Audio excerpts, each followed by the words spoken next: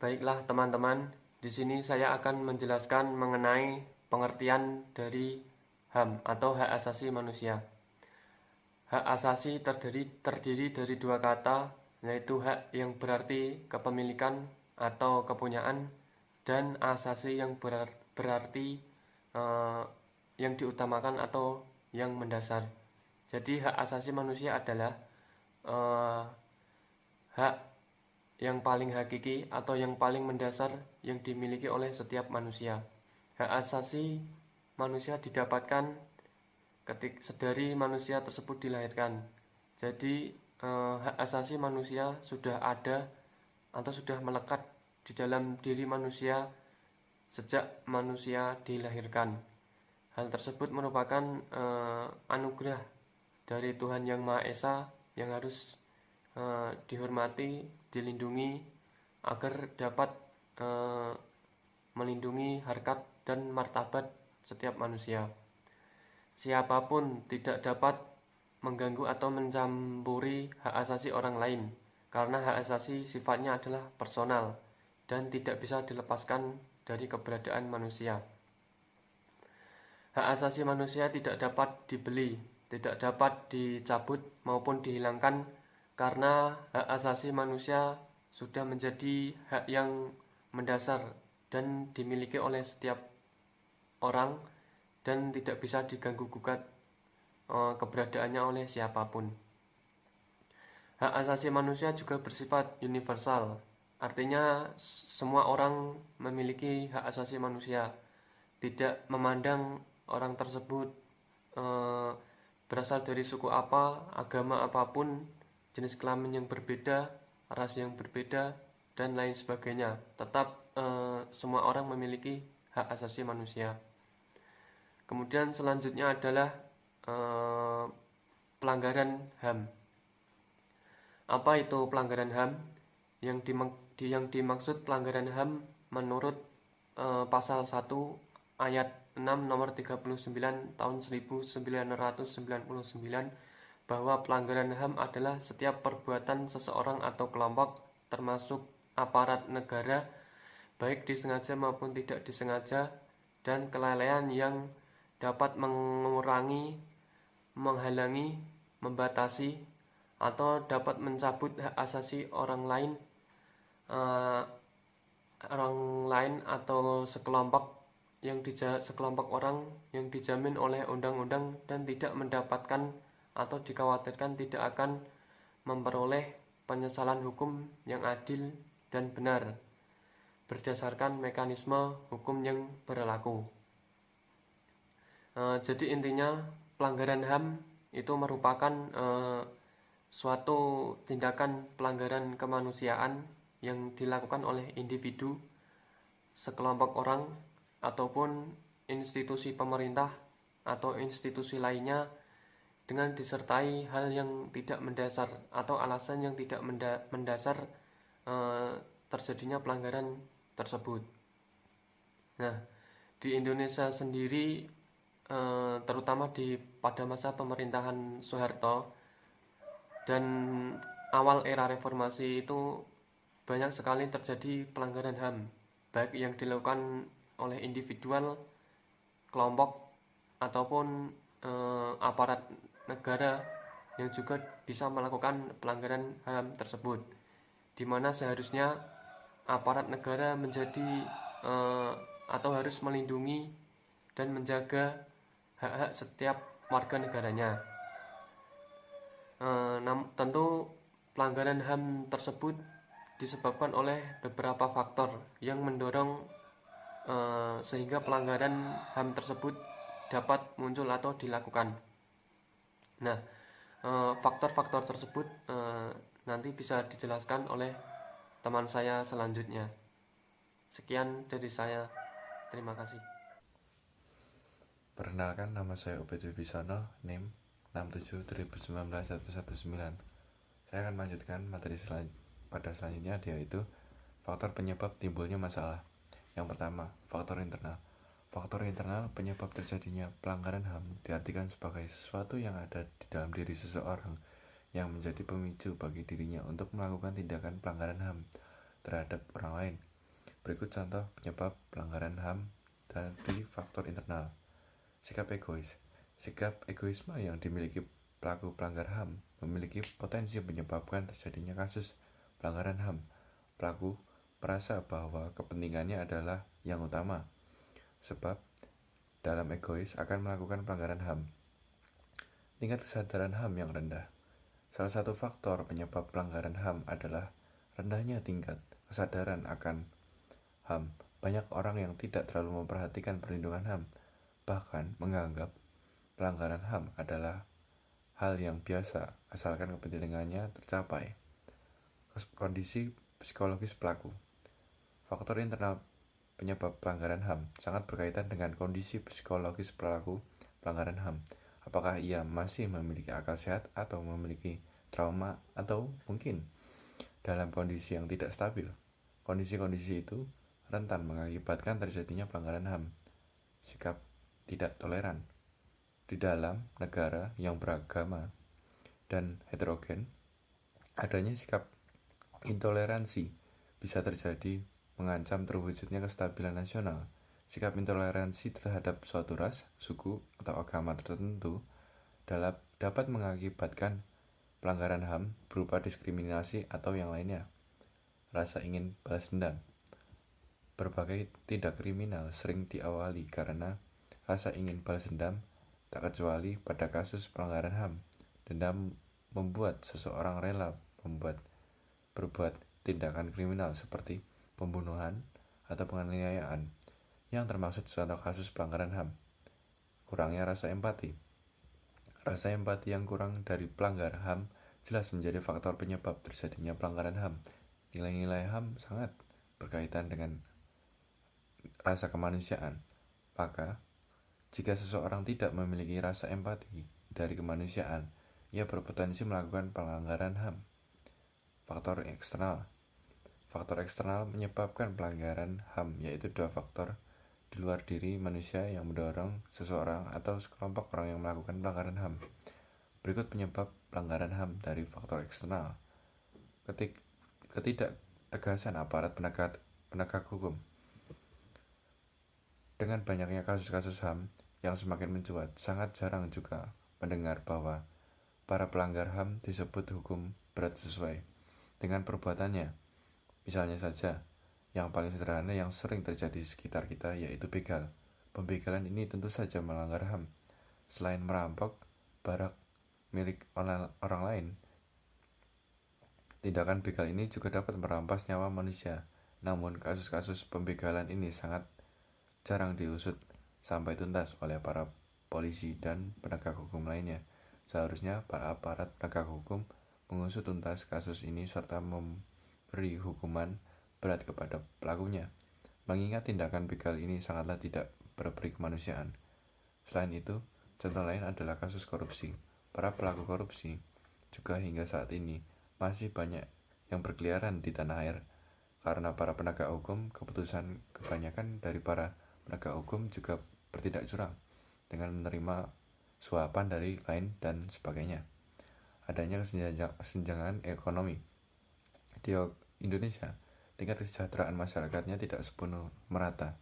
Akibatnya sering timbul kecemburuan sosial yang berujung pada pelanggaran HAM. Tak jarang para pelaku pelanggar HAM yang melakukan tindakan tersebut karena adanya kesenjangan yang begitu besar dalam masyarakat. Tindakan pembegalan juga menjadi salah satu contoh kesenjangan sosial dalam masyarakat rumah ini. Kesenjangan sosial terutama bagi mereka yang berada di bawah garis ekonomi dapat mendorong mereka untuk melakukan tindakan-tindakan kriminal yang tentunya melanggar HAM. Penyalahgunaan kekuasaan.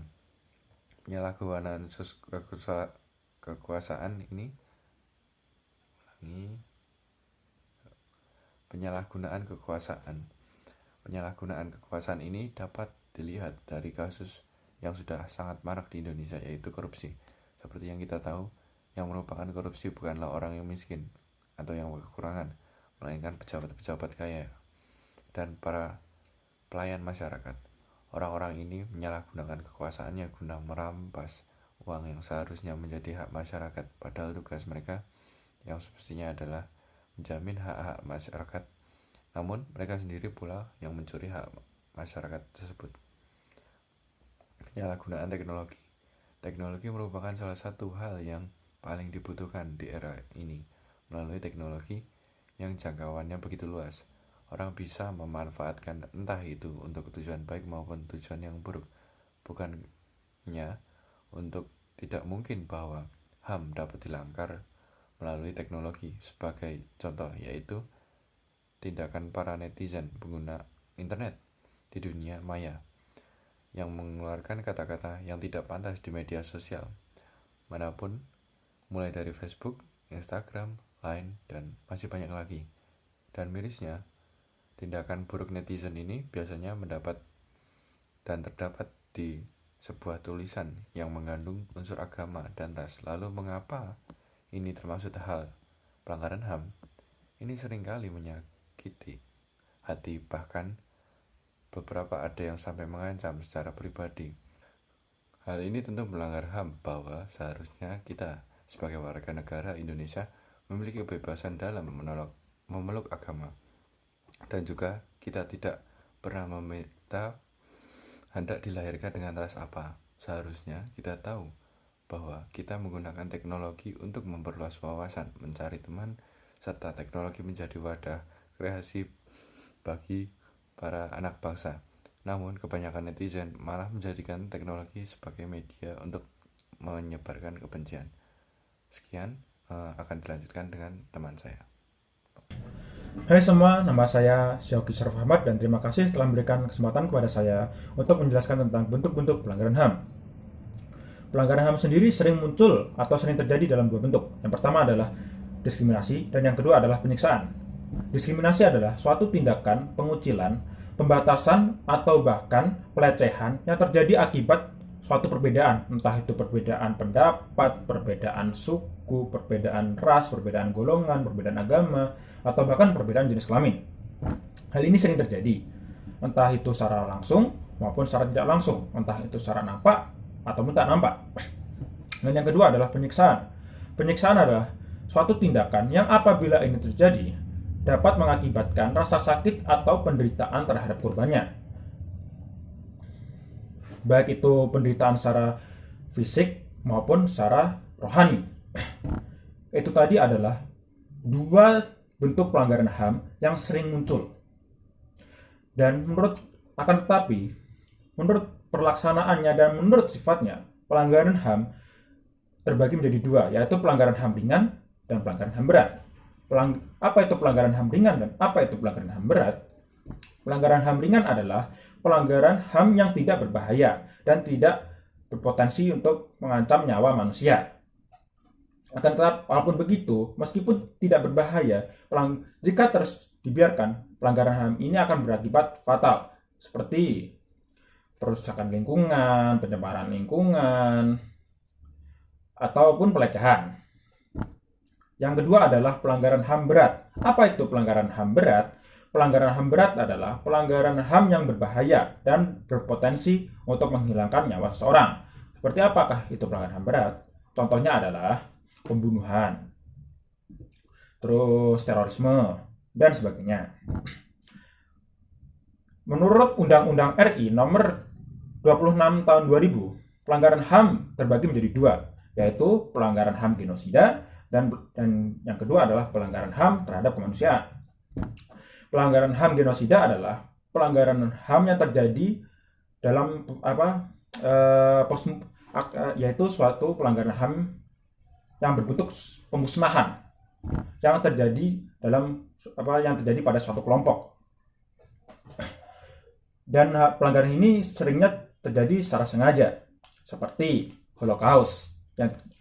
Yang kedua adalah pemusnahan seluruh atau sebagian dari kelompok. Yang kedua adalah pemindahan secara paksa sebagian, terus terorisme dan sebagainya.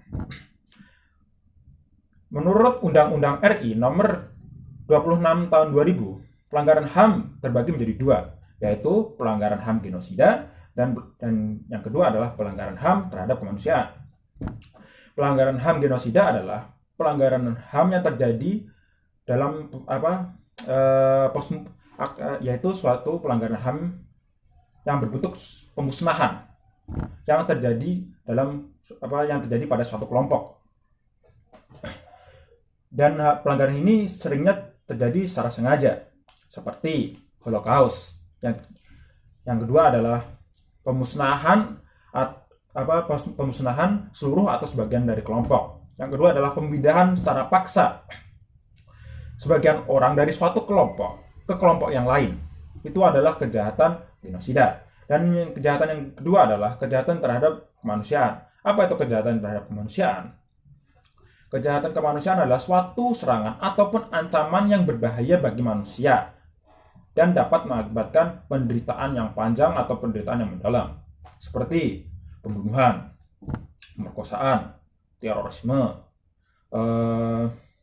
mutilasi. Walaupun itu mutilasi termasuk bagian dari pembunuhan, tapi itu termasuk juga sebagai kejahatan dalam kemanusiaan. Ya, cuma itu saja bentuk-bentuk dari pelanggaran HAM. Nama saya Shoki dan terima kasih. Perkenalkan, nama saya Robertus Triaji Nugroho. Saya akan menjelaskan tentang contoh kasus masalah pelanggaran hak asasi manusia. Contoh kasus masalah pelanggaran hak asasi manusia.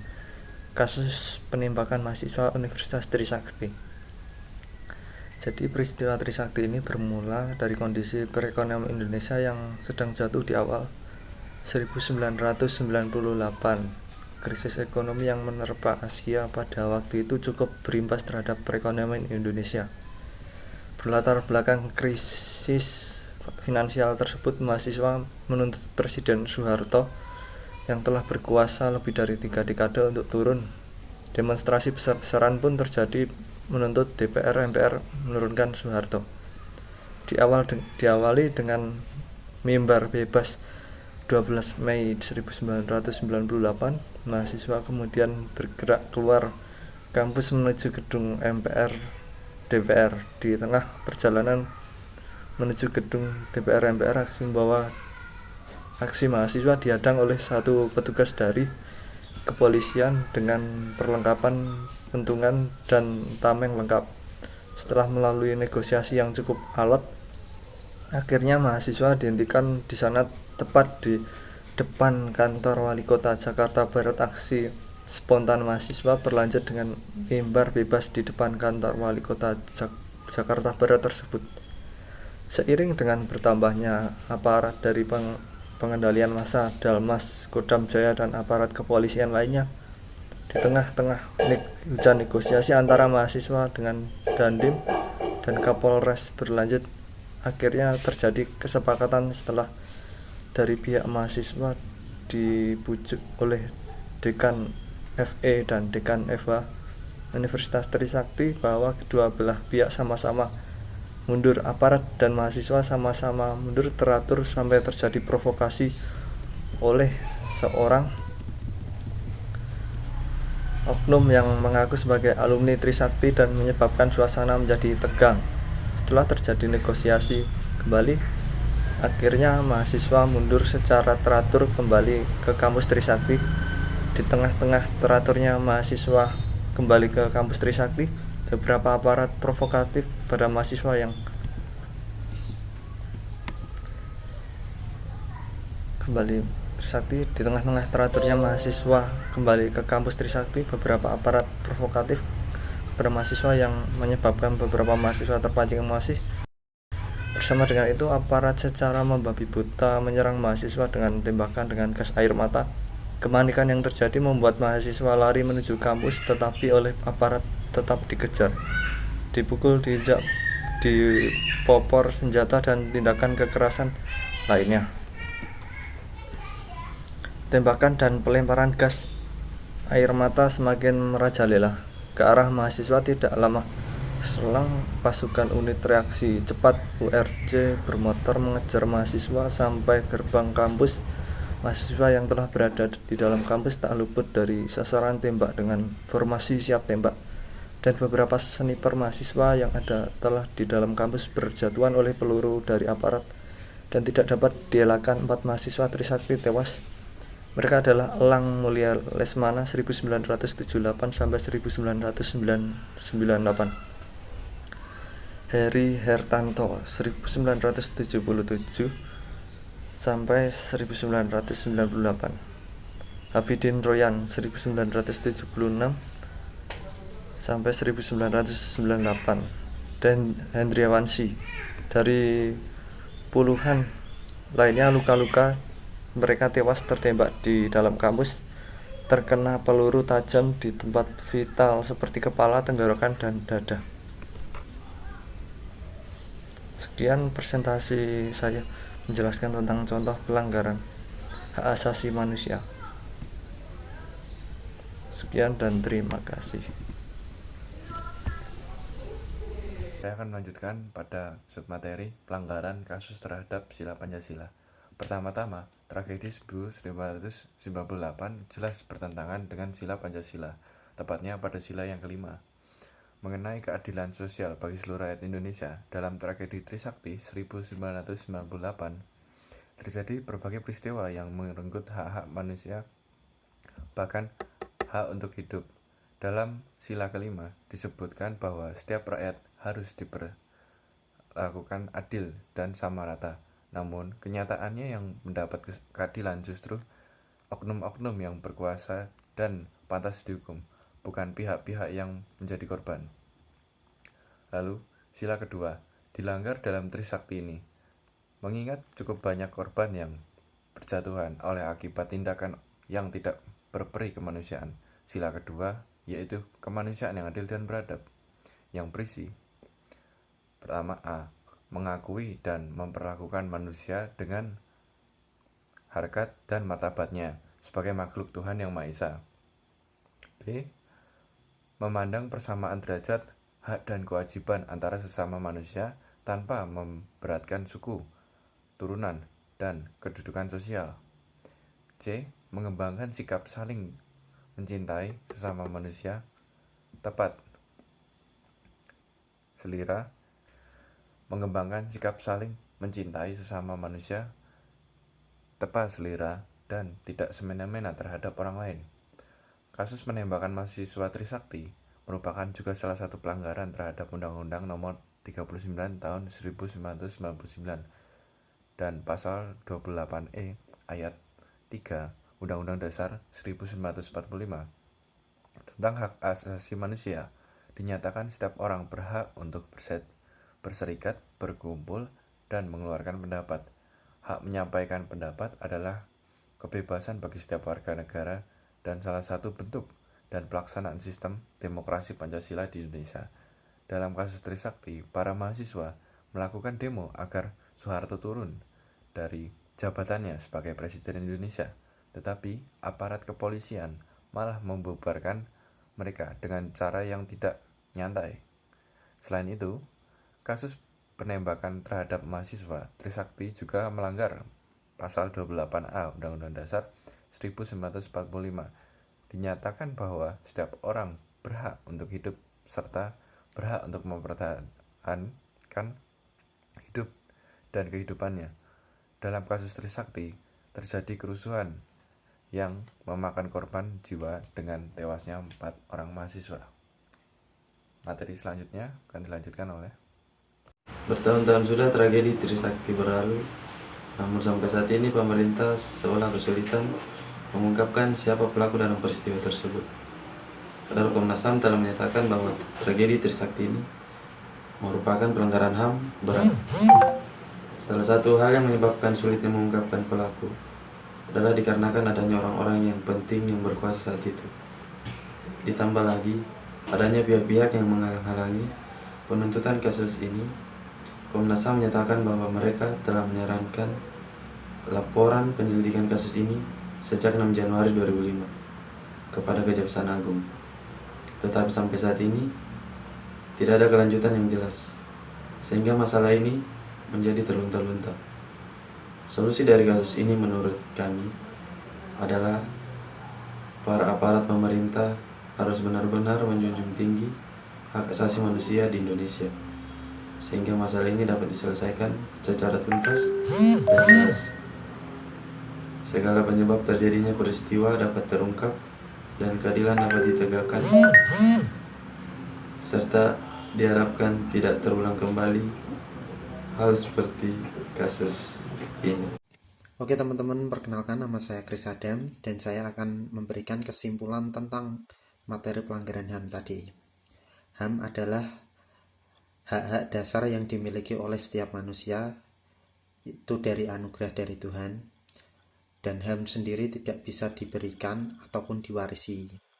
Dan HAM sendiri juga merupakan penerapan Pancasila sila kedua, yaitu di mana HAM selalu ada keserasian atau keseimbangan antara hak dan kewajiban itu sesuai dengan hakikat kehidupan manusia. Pelanggaran HAM ini di Indonesia masih sering terjadi. Hal ini menunjukkan bahwa instrumentasi tentang HAM belum mampu melindungi warga negaranya sendiri dalam faktor internal ataupun eksternal.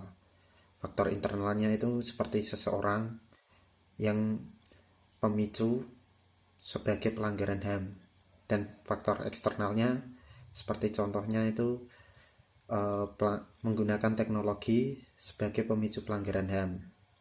Dan masalah utama dan penegakan HAM ini yaitu